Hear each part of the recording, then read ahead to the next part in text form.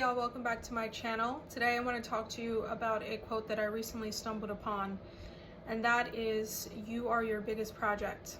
It got me to thinking because right now I am working on a lot of things both personally and professionally. I was thinking, wow, how have I navigated making certain decisions in my life? And it's usually through my moral compass and my intuition. And I know that through making certain choices from the past to the present right now, that ultimately adds in my own becoming and my being here. And it just hinders on the choices that we make.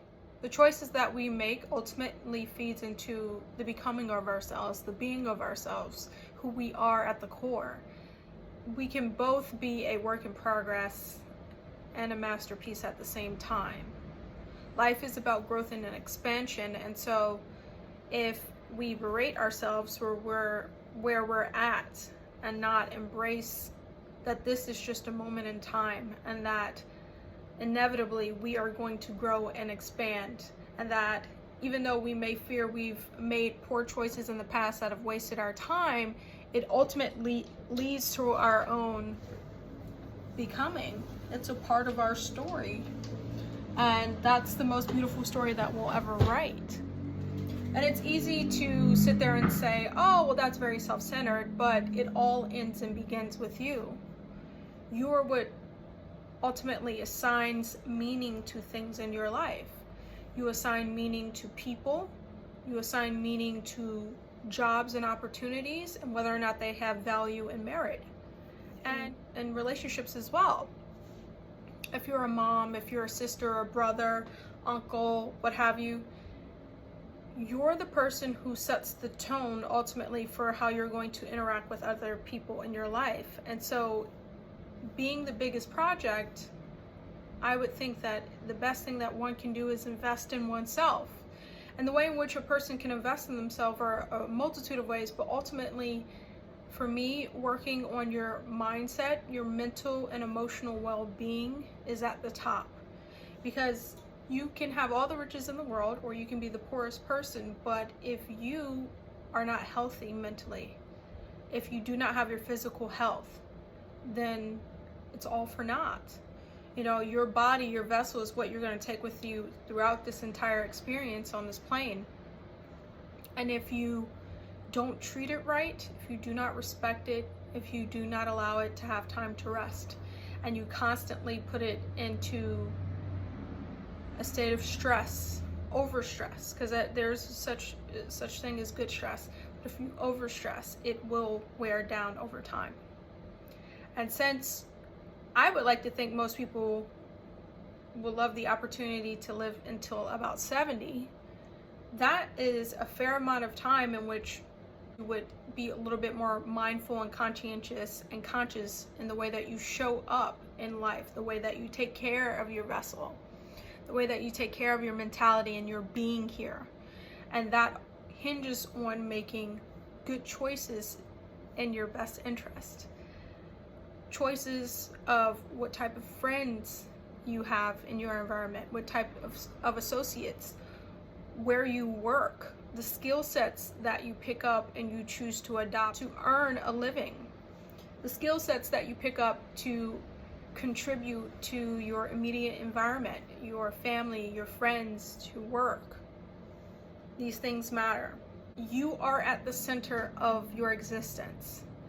Now, that does not mean that you need to be so full of your ego, so filled with your ego, that you negate and neglect others so that you can, feel better about yourself and be more self-righteous or have this superior and inferiority complex. But I know that some people would be like, oh, you're a breathing, living thing, be kind with yourself. Yes, and simultaneously introduce nuance into that. We are still going to have to go through daily life, and if we don't pay attention to what brings meaning to our life, what gives meaning to our life and gives value, then we could easily go through this life very unconsciously and constantly wondering and blaming other people when we had the choice, the ability to make the choice the entire time. We were given the, I like to say, opportunity of free will and choice. And that literally makes all the difference. From the smallest decisions of the day to the biggest decisions of our lives, it all feeds into what we're working on, which is ultimately ourself. And what we're becoming in this moment, in this time, and then ultimately what that will feed into over time. Our identity is literally comprised of all of the decisions we've made, past and present. And so learning something like how to make a good decision for yourself, whether it be through listing pros and cons, following your moral compass, listening to your intuition, your gut, and having the faith and trust in yourself that ultimately, no matter what choice you make, it will lead to the best decision for your life. You never know the blessing until that aha moment occurs and you're like, wow, that is what that struggle was about. Wow, that is what that situation was. It ultimately led me to this path, to this moment in time, and it's really been beautiful. I know this can be really difficult to gestate, but even if you work on something and it doesn't amount to anything, it ultimately adds to who you are as a person. And I know it's hard to let go when you've given time, effort, and energy to things that you really had hoped would turn out to be what you wanted. And so when it doesn't turn out that way, you're disappointed, from what you expected. And you take that as an opportunity of growth. It will ultimately still add into your becoming. Every time someone's like, oh, I wish I could be 20 again, or I could be a teenager again, I would do it all over again. And I say, if you start as a tabula rasa or a blank slate and you don't have any of the lessons that you learned at this point in time in your 30s, how are you truly confident in that you will make the proper choice for yourself? This idea of being perfect instead of learning that life is so, our lessons are so valuable and they're so us. They're so for us and for our path. So why erase that? Depending on the level of trauma you've either been through or the hardship, it's really hard for some people to turn a coal into a diamond. And there are some really hard things to go through in this life. People who turn coal into diamonds, my hats are off to that person, to those people, because it takes a certain amount of grace and strength to get through those tough moments. It adds to their path and to their moment in this existence, as everything that we choose to do is ultimately going to be a mirror that reflects back to us our own effort.